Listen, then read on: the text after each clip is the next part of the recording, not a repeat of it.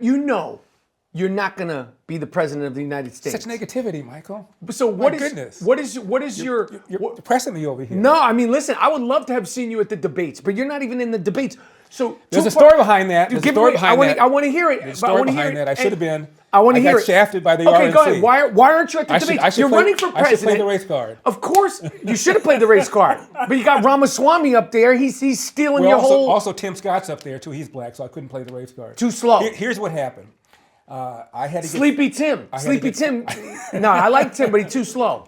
He's a little laid back. Yeah, laid back. You got to have that Ramaswamy charm. You got to have that Max Headroom sized head and that Ramaswamy charm. That forehead that you could sell ad space Yes.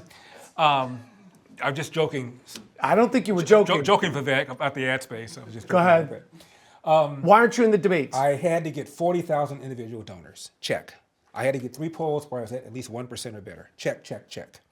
Last minute, after the deadline, Ronna McDaniel, the chairwoman of the GOP, calls me. She says, Larry, you're not qualified because one of the polls you used, you can't use because it is, quote, affiliated with Trump, close quote. Which poll? She said, Rasmussen. I said, assuming that's true, why is that my problem? And she said, in the rules it says any poll that's affiliated with any candidate cannot be used by any other candidate. Rasmussen put out a statement and said, we're not affiliated with Trump. So had I called Rasmussen before I submitted the poll and said, by the way, I want to make sure you guys are not affiliated with Trump, are you? They would have said no, and she still would have disqualified me. So I submitted another poll where I was at 1% or better. She said you submitted it after the deadline, which is true because I didn't know I needed to submit another one. Furthermore, they had conducted their polling and finished it before the deadline. So there was enough wiggle room. They could have put me up there had they wanted to. So as far as I'm concerned, I got shafted. And when you're not there for the first debate, how are you going to do your thing? You know, talk about my dad. He doesn't know his biological father. He left home at the age of 13. Cleaned toilets when I was growing up. World War II Marine vet. Ended up running a little restaurant near downtown LA when he retired. He owned the restaurant, probably next door, plus a little house is still in our family. Not too shabby for an 8th grade dropout Republican dad from the Jim Crow, Athens, Georgia, South. That's my dad's story. That's my story. Nobody heard it. And I had some ideas about what we can do to turn around the country that others are not talking about, so nobody could hear that. So I was damaged by not making the first debate. The second debate, I had to have 3% in 3 different polls. Obviously, I didn't get that. I spent a lot of money on ads, but I got up to maybe 1.5 to 2% and didn't make that one. And the likelihood of making the third one is probably not very good either. Why are they keeping you out? My theory, Michael, is that I give them heartburn. Give who? The RNC. And who is the RNC? The leadership. For example, when I ran for... The Republican? Yeah, when I ran for governor, Kevin McCarthy, who's the speaker and is a Californian, did not support me, did not publicly support me. He told the dozen or so House Republicans in California to stay out of the race and to support a guy named Kevin Faulconer. He's a 2-term mayor of San Diego. That's the guy that the state party wanted. That's the guy that the national party wanted. I got in, as I said, with 8 weeks left, went to the top right away. And it was obvious the grassroots wanted me. I drew Trump-sized crowds when I spoke. And it was obvious that the grassroots wanted me. And I thought at some point, even Kevin McCarthy would then say, okay, I'll at least give him verbal support, if not financial support. He did neither. I carried San Diego County, by the way, by 30 points. So the party has never been behind me. Why wouldn't they be behind you? I've always been an outsider. I'm not playing the inside game. I truly am an outsider. But what does that mean, though? Like, why would the Republican Party not want you, and why would they go out of their way to not want you? Is it racism? Is it corruption? No. What is it? Stupidity. Why? They just don't get it. They don't understand the connection that I've made with the grassroots. For example, one of the things But what would it hurt them to have you in there?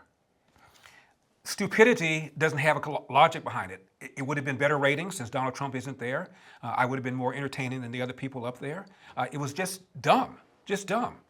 And as I said, I give them heartburn on a bunch of different issues. For example, the #1 domestic issue facing America, by far, is the epidemic of fatherlessness. Based on what? 70% of black kids today enter the world without a father in the home married to the mother, up from 25% back in 1965. 25% of white kids now enter the world without a father in the home married to the mother. And the stats are clear. If you're raised without a father, you're 5 times more likely to be poor and commit crime, 9 times more likely to drop out of school, and 20 times more likely to end up in jail. Why is that a controversial statement? And I know you... Name somebody who's mentioned it. Well, your guy Ramaswamy. Where do you think he got it? What do you mean?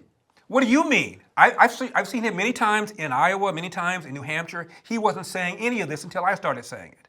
So he stole your style. Verbatim. He said epidemic of fatherlessness, which is what I've been saying. Ramaswamy stole your style. Ramaswamy stole my line. Yes, he did. Yes, he did. Are you pissed off about that? No, I'm happy that we're talking about it. It would be kind of nice if he gave me credit. And I'll tell you what he did. When it was pretty obvious in some people's minds, Michael, that I wasn't going to make the first debate, we're at one of these rallies in Iowa. He pulled me to the side. He goes, Larry, if you don't make the debate, will you support me? And I said, Vivek, I can't promise that, but I'll tell you what. If I don't make the debate, and I plan to, at the time I thought I was still going to make it, if I don't make the debate, I want you to get up there and say, my friend Larry Elder can't be here. But he's brought to the forefront the issue of fatherlessness, the epidemic of fatherlessness. If you say that, I will consider endorsing you. So he said part of it, but didn't say the other part.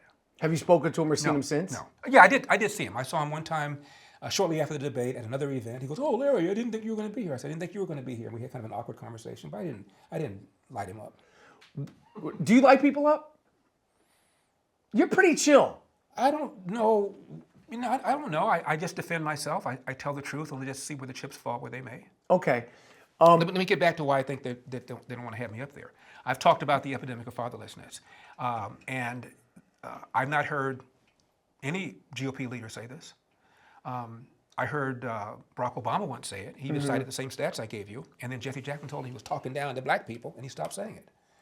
Why is that considered talk? Because I've heard you talk about it, and I agree with that.